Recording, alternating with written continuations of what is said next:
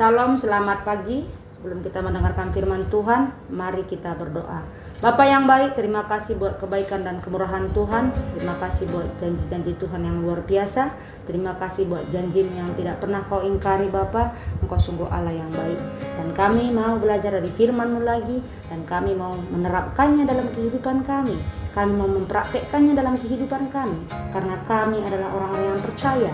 Dan Tuhan sudah memberikan kami otoritas untuk segala hal di dunia ini Bapak. Terima kasih banyak buat kebaikan-Mu. Dalam nama Yesus kami berdoa, haleluya, amin. Saudara yang terkasih, selamat pagi sekali lagi. Hari ini kita akan berbicara tentang percayalah, otoritas sudah ada dalam diri saudara.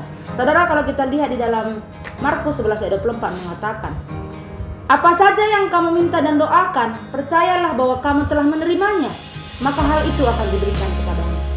Apa maksud dari kalimat ini? Percaya, telah, maka diberikan. Kenapa kalimatnya nggak diganti?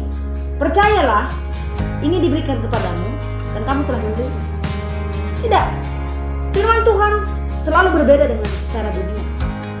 Kita percaya telah menerima dulu, setelah itu diberikan kepada kita. Kenapa kita sering sekali berdoa, sudah bertahun-tahun berdoa, tapi kita merasa tidak pernah menerima apa-apa? Jawabannya simpel, kita tidak percaya. Kita tidak percaya telah menerima. Oh, saya percaya. Ya, saudara percaya. Tapi kata telahnya saudara lupa. Ya, saudara percaya. Aku percaya kok. Aku percaya Tuhan itu baik. Aku percaya Tuhan itu adil. Aku percaya Tuhan itu setia. Tapi di sisi lain kita juga berkata-kata, dia nggak pernah adil sama aku. Ini nggak pernah bersikap adil sama aku. Kita lupa bahwa barusan kita bilang Tuhan itu adil. Di sisi lain kita berkata-kata bahwa tidak ada yang adil dalam diri kita. Orang-orang yang percaya tidak akan merasa dirinya selalu menjadi korban atas orang lain. Saudara-saudara yang terkasih, apapun yang terjadi dalam hidup kita saat ini, jangan salahkan siapapun. Jangan salahkan masa lalu saudara. Jangan salahkan masa Anda saat sekarang. Itu jangan salahkan masa depan saudara. Tuhan sudah memberikan kita otoritas. Otoritas itu ada di perkataan kita. Kita harus berdoa kepada Tuhan dengan penuh keyakinan bahwa apa yang kita minta, kita percaya kita telah menerima. Kita menerima ketika kita berdoa. Dan kemudian ada kata sini, tidak dibilang akan ya, tidak. Di sana telah menerima. Telah menerima. Saudara, kalau saudara kita lihat lagi di dalam Markus 11 ayat 14. Yesus mengatakan kepada pohon ara, jangan lagi seorang pun makan buahmu selama-lamanya. Jika seorang pergi dan melihat pohon ara itu secara langsung, pohonnya tidak terlihat seperti telah mengalami sesuatu, saudara. Keesokan harinya saat Yesus dan murid-muridnya sedang berjalan ke Yerusalem, murid-murid melihat pohon ara tersebut kering, bahkan sampai ke akar-akarnya. Saudara kebayang gak sih ketika Yesus berkata-kata, jangan lagi seorang pun makan buahmu selama-lamanya, tiba-tiba dia menoleh, baru dia bilang, kok nggak langsung mati? Itu pohon ara kok masih baik-baik saja? Itu daun-daunnya kok masih bagus? Saudara yang terkasih, Yesus waktu memperkatakan jangan lagi seorang pun makan buahmu selama-lamanya, dia tak lagi berikan waktunya ke pohon ara itu untuk memastikan itu mati atau enggak. Tuhan tidak pernah bicara dengan keraguan, tidak. Dia bicara dengan penuh keyakinan dan penuh kepercayaan. Jadi kita apapun yang kita sedang doakan, percayalah bahwa kamu telah menerima, maka itu akan diberikan kepadamu. Saudara yang terkasih, Tuhan butuh kita percaya. Tuhan sangat ingin kita hidup dalam penuh kelimpahan. Itu janji Tuhan. Dia datang untuk memberikan kita hidup yang berkelimpahan. Ya. Saudara, dalam Yohanes 6 ayat 63 dikatakan, perkataan-perkataan yang kukatakan kepadamu adalah roh dan hidup.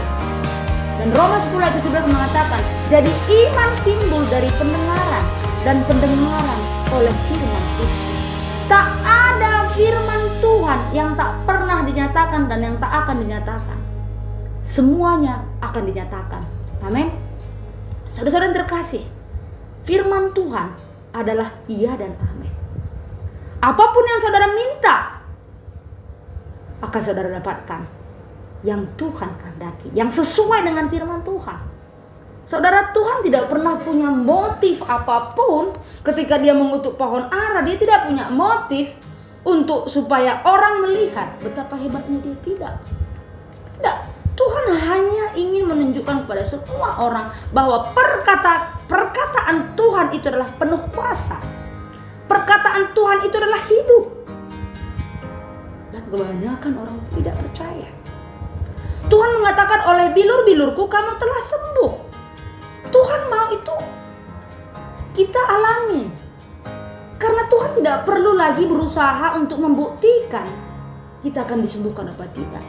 Kita telah sembuh oleh bilur-bilur Tuhan. Ini yang harus kita pahami. Nah, seringkali kita gagal. Kegagalan kita itu yang membuat kita selalu ulang-ulang. Ulang lagi. Tapi sebenarnya Tuhan gak pernah mengkehendaki kita untuk gagal. Ya, kita salah. Firman Tuhan dalam 2 Timotius mengatakan bahwa firman Tuhan diilhamkan untuk mengajari kita, untuk membimbing kita, untuk menyatakan kesalahan, untuk memperbaiki kelakuan kita. Ya, bukan mengulang-ulang kesalahan kita, memperbaiki kelakuan kita. Tuhan tidak akan mengutuk saudara ketika saudara tidak mempercayai dia dengan apa yang dia kehendaki. Tapi Tuhan sangat ingin saudara mempercayai dia dengan penuh kepercayaan kepada Tuhan. Ketidakpercayaan tidak lain adalah iman dalam hal yang salah. Iman dan ketidakpercayaan itu sama kecuali yang satu menunjukkan kepada Allah, mempercayai, meresponi secara positif janji-janji dalam firman-Nya, dan yang lainnya menjauh dari Allah dan mempercayai hal lain seperti dunia, daging, dan iblis. Artinya orang yang percaya kepada Tuhan meresponi dia secara positif, ya, meresponi janji-janji Tuhan. Ketika kita meresponi janji-janji Tuhan yang dengan cara positif, wow, menjauhi kedagingan, sikap duniawi, itu bukan hal yang sulit, saudara. Jadi cara yang terbaik untuk saudara menjauh dari kedagingan atau duniawi, mempercayai Tuhan dan meresponi dia secara positif. Saudara yang terkasih, hanya saudara yang punya kuasa kepada iblis, ya. Jadi kalau saudara sedang banyak tetangga saudara yang sedang sakit, batuk, flu, dan segala macam, tak usah berkata, mungkin sebentar lagi saya flu, karena rata-rata tetangga saya juga sudah flu. Tidak, saudara. Saudara tidak perlu punya musim flu. Saudara tidak perlu punya musim batuk. Saudara tidak perlu punya musim sakit. Tidak, saudara. Tuhan bilang, oleh bilur-bilurku engkau telah sembuh. Saudara yang terkasih, iblis tidak bisa melakukan apapun kepada saudara tanpa persetujuan saudara dan tanpa kerjasama saudara. Ya, mungkin saudara berpikir, masa sih kayak gitu? Kita juga nggak mau lah sakit. Kita juga nggak mau lah begini. Kita juga tidak mau lah susah. Siapa mau susah? Semua orang mau senang. Kita nggak sadar. Iblis setuju. Ya, kau memang tak mau susah, tapi kau susah kan? Nah, baru kita mulai dramatis di situ. Mulailah kita stres di situ. Iya, kau memang nggak mau sakit sih. Tuhanmu kan bilang kau sembuh oleh bilur-bilurnya sudah sembuh. Tapi mau gimana lagi kan? Nah, begitulah nasibmu kan? Kita setuju lagi dengan situasi seperti itu. Saudara yang terkasih, orang percaya tidak akan selalu merasa dirinya menjadi korban. Saya korban. Mereka kok tidak adil sama saya. Mereka yang tidak mendengarkan saya. Seandainya begini-begini, nggak akan begini-begini. Seandainya begitu-begitu, nggak akan begitu-begitu. Kita selalu buang-buang waktu kita untuk mencari siapa sebenarnya yang salah atas hidup kita. Sebenarnya kita yang mengizinkan iblis itu mempermainkan kita atas perasaan-perasaan korban, atas perasaan-perasaan merasa dirinya tidak dianggap, dirinya tidak diperlakukan dengan baik dan segala macam. Saudara yang terkasih, ingat Markus 4:14, karena kamu telah dilahirkan kembali bukan dari benih yang fana tetapi dari benih yang tidak fana oleh firman Allah yang hidup dan yang kekal. Firman Tuhan adalah benih. Ketika saudara menanam benih ini, Benihnya bertumbuh dan mulai melepaskan kuasa yang luar biasa di dalam saudara, di dalam ucapan saudara, di dalam benih itu. Tetapi firman Tuhan bukan satu-satunya benih di luar sana, saudara. Setiap kata yang Anda dengar, Anda ucapkan, Anda dengar adalah benih. Jadi kalau saudara ada yang mengutuk saudara, kau memang bodoh, dan saudara setuju, itu benih dalam diri saudara. Kalau ada yang bilang kau memang kurang ajar, saudara setuju, dan itu jadi benih dalam diri saudara. Kenapa? Karena dalam Amsal 18:21 mengatakan, hidup dan mati dikuasai lidah. Siapa suka menggemakannya akan memakan buahnya. Kalau saudara berpikir bahwa orang lainlah yang salah, maka saudara akan bertumbuh menjadi orang yang suka menyalahkan orang lain. Gak perlu kita menyalahkan orang lain, sekalipun kita benar. Ya, perhatikanlah bagaimana ayat ini hidup mati. Hidup dan mati dikuasai oleh lidah. Betapa pentingnya perkataan kita itu. Ya.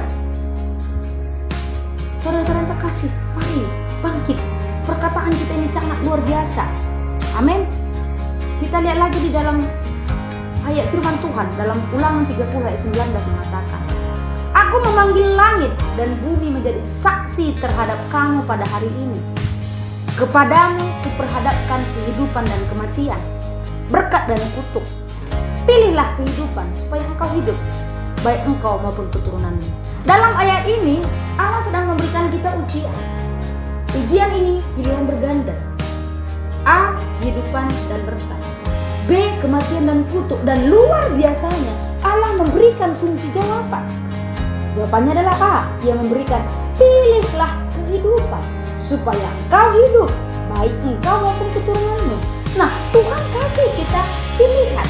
Nah, di sana ada kehidupan dan berkat, dan ada kematian dan kutuk.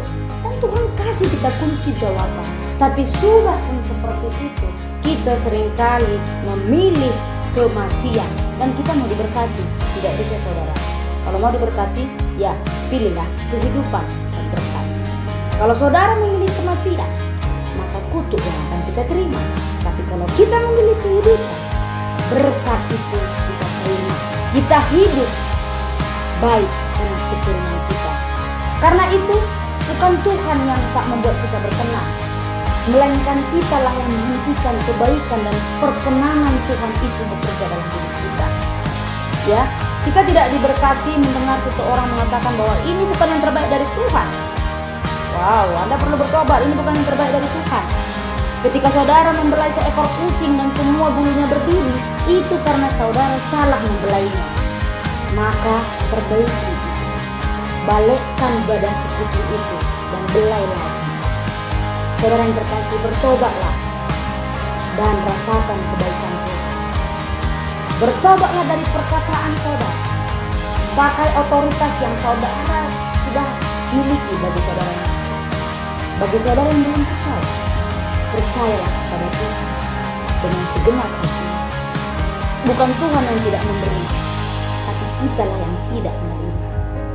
Tuhan sudah katakan, mintalah apa saja. Ubah diri kita. Mendekat kepada Tuhan dengan kerendahan hati. Kasih karunia Tuhan akan mengalir dan akan menunjukkan kepada saudara caranya. Tuhan adalah Tuhan yang baik. Dia tidak pernah salah menempatkan dimanapun saudara berada. Perbaiki perkataan saudara. Dia adalah Tuhan yang hidup. Dia selalu memegang janjinya. Mari kita berdoa. Bapa yang baik, terima kasih banyak buat semua anugerah yang Tuhan berikan dalam hidup kami. Kami sungguh sangat bersyukur. Terima kasih Tuhan. Terima kasih buat kuasa yang Kau berikan kepada kami. Terima kasih buat otoritas yang Kau berikan kepada kami. Terima kasih karena Engkau mengatakan bahwa hidup dan mati dikuasai oleh lidah, dan siapa suka menggemakannya akan memakan buahnya. Bapa, Engkau sudah memberikan kami pilihan. Pilihlah kehidupan, maka engkau akan hidup. Terima kasih Bapa, kami mau pilih kehidupan. Terima kasih. Dalam nama Yesus berdoa. Tuhan memberkati engkau dan melindungi engkau. Tuhan menyinari engkau dengan wajahnya dan memberi engkau kasih karunia. Tuhan menghadapkan wajahnya kepadamu dan memberi engkau damai sejahtera. Tuhan Yesus memberkati. Salam.